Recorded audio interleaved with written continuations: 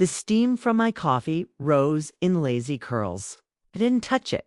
Stood in my kitchen on a gray Tuesday, the mug in my hand reading, "Best Mom Ever," a gift from my daughter years ago. Today, it felt almost mocking.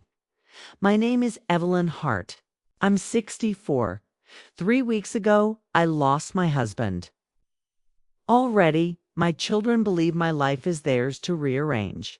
The phone rang, shattering the quiet. I answered on the third ring. "Mom, we need to talk about the house," Mark said.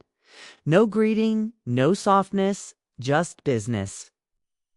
His voice carried the clipped tone I remembered from his teenage years when he wanted money. Now, at 35, he wasn't asking, he was telling. "You can't keep it. It's too much for you alone. Laura and I have talked. We've found a buyer.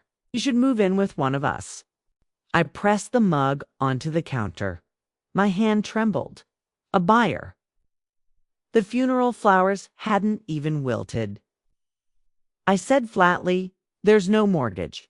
Richard paid it off years ago." "Mom, we know money's tight. Selling is smart. You could even help us with the down payment. Win-win, win-win for them." For me, it sounded like eviction. I glanced out the window at Richard's rosebush, fragile, rooted, yet threatened. The next night, Laura called, her voice sugary, like it used to be when she asked for the car keys.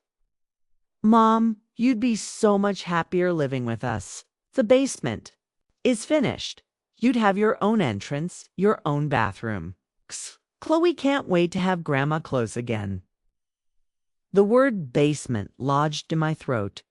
Damp, dark, full of forgotten exercise equipment and holiday boxes. Last Thanksgiving, that was where I'd eaten away from everyone else. And what about my house? I asked. Mark's voice, Laura's charm, they were rehearsed. "We could even renovate the downstairs. Make it cozy for you." Really cozy. Cozy like a cage. I ended the call before my anger betrayed me. My hands shook not from grief, but recognition. They weren't asking. They were arranging my life. It was time I made my own plan. I drifted into Richard's study, a room I had avoided since the funeral. Dust clung to the blinds. Leather chairs, neat books. The faint scent of his aftershave lingered. His desk drawer stuck for a moment before. Sliding open, inside envelopes, tax returns, and a folder I didn't recognize. My pulse quickened. I lifted it, and there it was. A deed, a photograph of a villa with whitewashed walls. Blue shutters overlooking the sea in southern Spain. Richard had planned a life for us he never lived long enough to see. He hadn't been dreaming. He had been preparing. And in his silence, he had protected me. The next morning, I called his attorney, Marion Collins. Her eyes were steady as I laid the folder on her desk.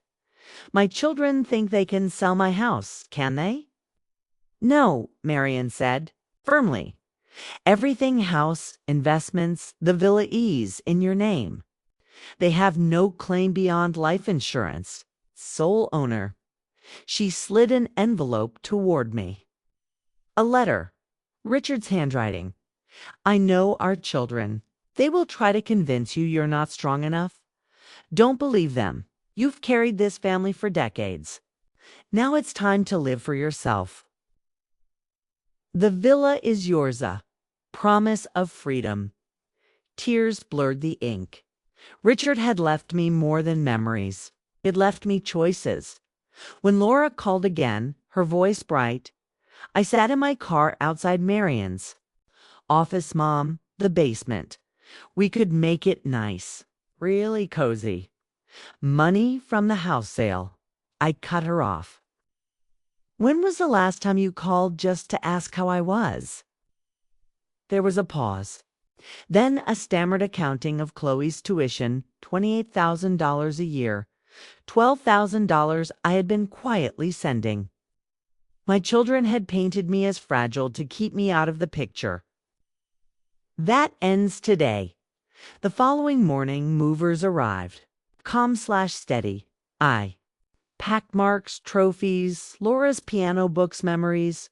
Once mine, now theirs to claim. Each box labeled. Each memory sent back to them. I didn't pack my own things.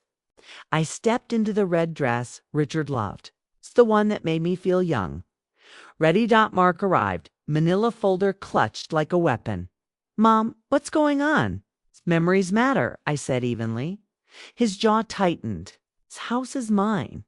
You cannot sell what doesn't belong to you. Silence. The kind that sharpens resolve. Weeks later, I boarded a flight to Madrid. Loan.com. Free. The Mediterranean spread beneath me. Endless silver. Senora Alvarez, Richard had mentioned her. Greeted me at the airport. The villa awaited white walls, blue shutters, lemon trees heavy with fruit, bougainvillea spilling over walls. The sea beyond shimmered endlessly. For the first time in months, silence didn't suffocate me. Felt like peace. Calls from Mark. And Laura went unanswered. But one day, Chloe called. Her sobs filled the line. I just found out. Mom never told me about the money. I listened, guided her through the truth gently. She wanted to see me, to know the real me, not the fragile woman she'd been told about.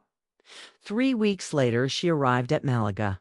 No polished smile, just her running into my arms, fierce and real. We walked the streets, smelled the bread from local bakeries, touched the olive trees, laughed in the villa garden.